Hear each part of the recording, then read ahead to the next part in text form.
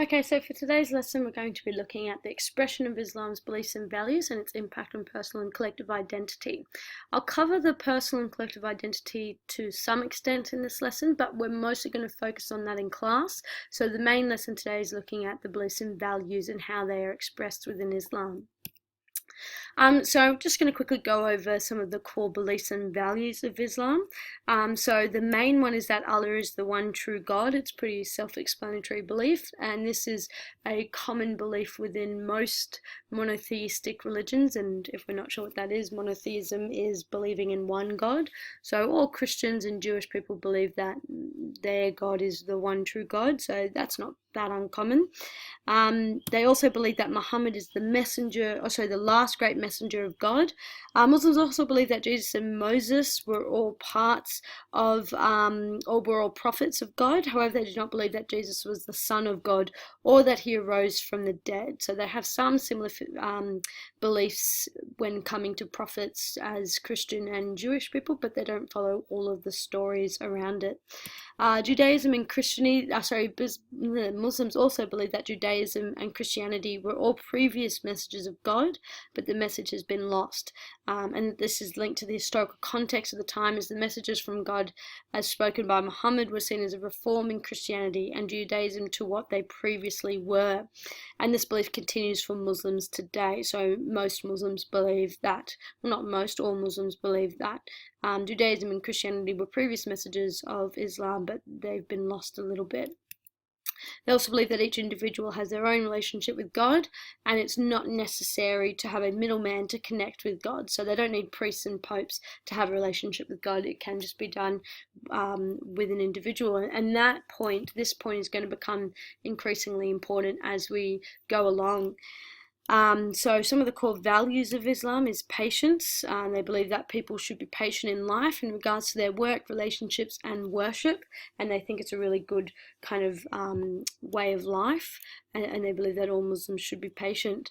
They also value good character and will, so they think that this should be shown to all Muslims and non-Muslims alike, so that shouldn't just be exclusive for just Muslims. And so they value that kind of good character and goodwill. They also value honesty, and they think that they must be honest within themselves as well to others. And then lastly, they also value virtue. And what this means is that they think that Muslims should live a religious life, and that it is focused on serving God and building a relationship with Him. And they believe that that is achieved through following practices, rituals, and customs, which we'll come to look at now. So the way that Muslims express their values and beliefs is through the 5 pillars. This is a really important aspect of Islam that we should all get really familiar with, although I do want to point out, we don't just want to describe what these 5 pillars are. We need to understand them and then be able to apply them. So the first is the Shahada, which is the profession of faith. It is the first pillar of Islam and is considered the most fundamental expression of Islamic beliefs, as it vocalizes some of Islam's core beliefs. The English equivalent is "There is no God but Allah, and Muhammad is his prophet." From birth, Muslims will have the Shahada recited to them, and they will then be expected to state the Shahada at least once in their lives, usually in front of 3 witnesses, but it's not always necessary, and it must be said in Arabic.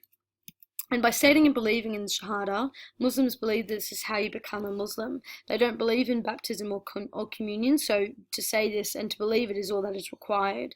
And then you demonstrate your worship through completing the other pillars. So it's the first pillar because it's the first step in kind of demonstrating and becoming for yourself a Muslim. So the next expression of the values and beliefs in the 5 pillars is Salat, which is the daily prayers. So Muslims are expected to pray 5 times a day, first at dawn, then at midday, in the late afternoon, at sunset, and then at nightfall. Most prayers will be completed at home or in a workplace, as it is not necessary to be completed at a mosque. And this kind of ties into that belief about each individual has their own relationship with God, and so there's not a necessary requirement to have a middleman, so a priest or a pope, to connect you to God. So it's not necessary for them to be a must to pray. They can do this anywhere because they each individually have a relationship with God. So all Muslims pray facing towards Mecca globally, and so all Muslims do this. They will all pray facing the same way. It's kind of cool in that sense. So all mosques, the pillar which we'll see when we go to visit the mosque, they all face Mecca as well. So they all know which direction to pray when they're in a mosque. And so therefore, because it doesn't need to be in a mosque when they pray, they can kind of pray anywhere. And they all face Mecca to recognize the significance of the most holiest place in Islam. And so this prayer usually happens in a small room, and it's usually done with a prayer mat. Also, most airports and major stations have prayer rooms now, and schools also tend to have a prayer room. So Castle Hill has a prayer room. It's down near the front of the school. It's not like a specific room just stored away for prayer. It's a room that Muslim kids are allowed to go to and pray at lunchtime. So Muslims must perform a wudu before prayer, which is a ritual washing of the body.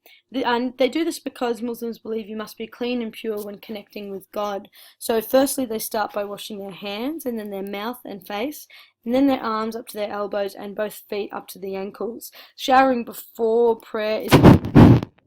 And as we'll come to see, all mosques have change rooms or fountains so Muslims can wash themselves before they pray. And if you wash yourself and then you're really busting and you need to go to the toilet, then you need to do the ritual again. So it must be done. And this changes in schools of thought as well. If you fart, they believe, in some schools of thought, if you fart, then they believe you need to go and wash yourself again. After sex, they must wash themselves before they pray. And also, yeah, like I said, after they go to the toilet, they must wash themselves. So as they pray, Muslims recite the Quran in Arabic. However, they do at times supplicate, and which means essentially ask God for something in their own language. There is also a variation on the sequencing of positions when they pray, and this is based on different schools of thought of Islam. However, most follow this general pattern, so that most start off with, speaking the Quran standing up. Some will touch their ears, some will touch their face, some then move on to touching, holding their arms together as this guy is doing. Some will touch their heart, some will touch their belly, and then they'll all start to bow down and stand and bow and then kneel and then stay kneeling. They all kind of follow these steps, and they're kind of used to represent that submission to God, especially the kneeling and bowing one. This is also the reason why women and men are separated in prayer, because if women were to be at the front during prayer with their bums are showing, it's seen to be immodest, and so they're separated so that women aren't showing their bums during prayer. However, not all Muslims are required to bow, especially if it is painful to do so. So the next pillar is the zakat, which is the obligatory charity.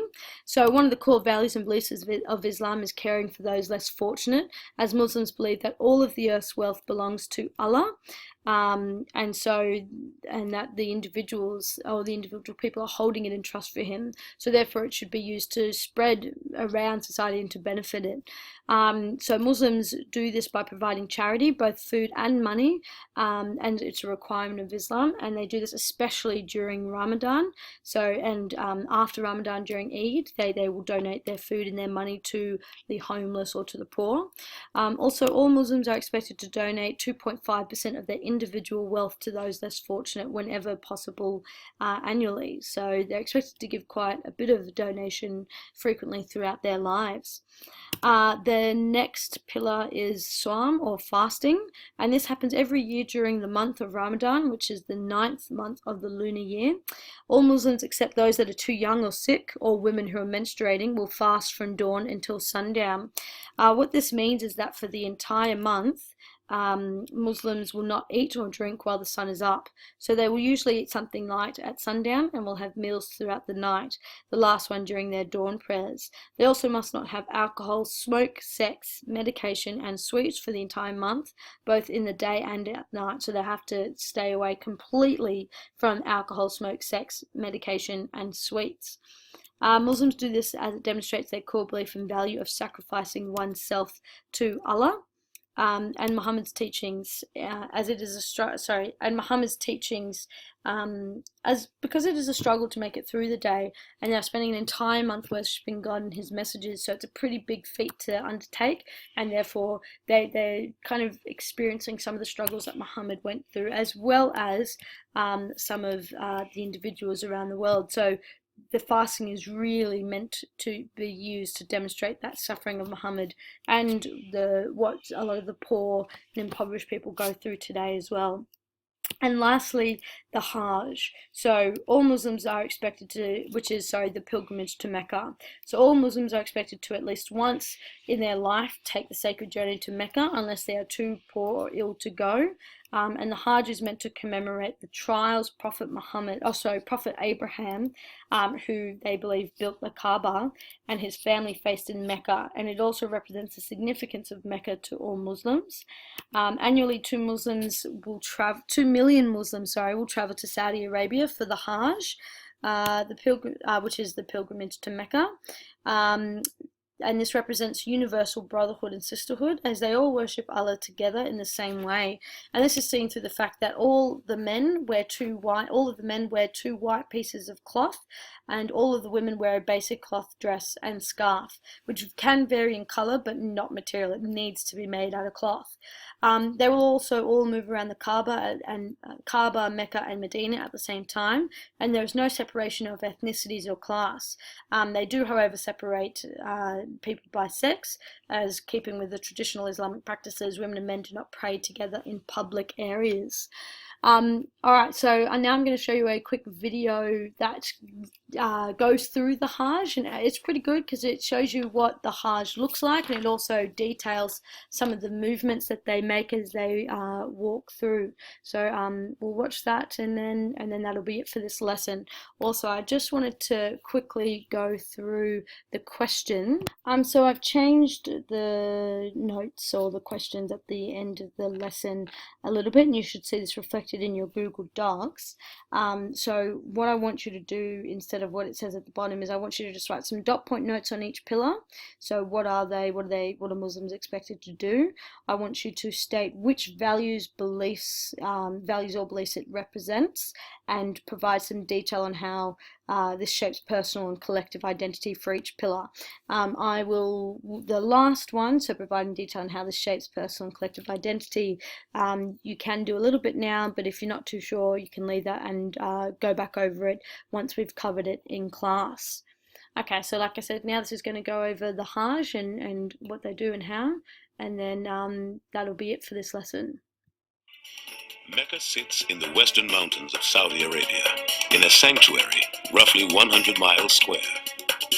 Since long before Islam, it has been considered sacred territory, where no one could hunt, cut trees, or fight.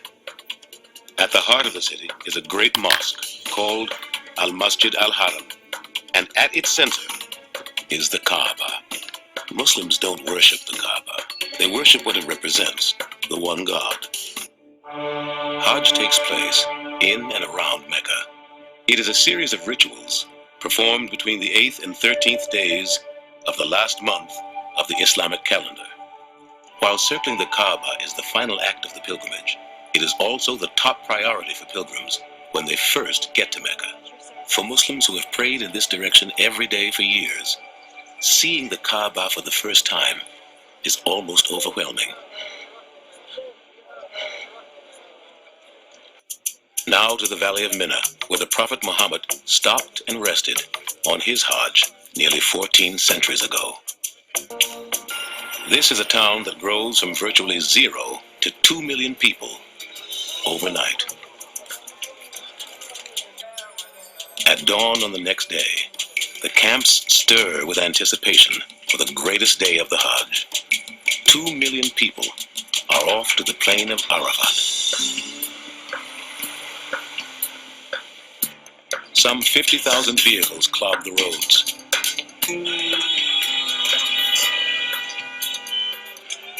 Arafat is 8 miles east of Mina. It's the place, Muslims believe, Adam and Eve found each other after exile from Eden. And it's seen by many as a rehearsal for the Day of Judgment.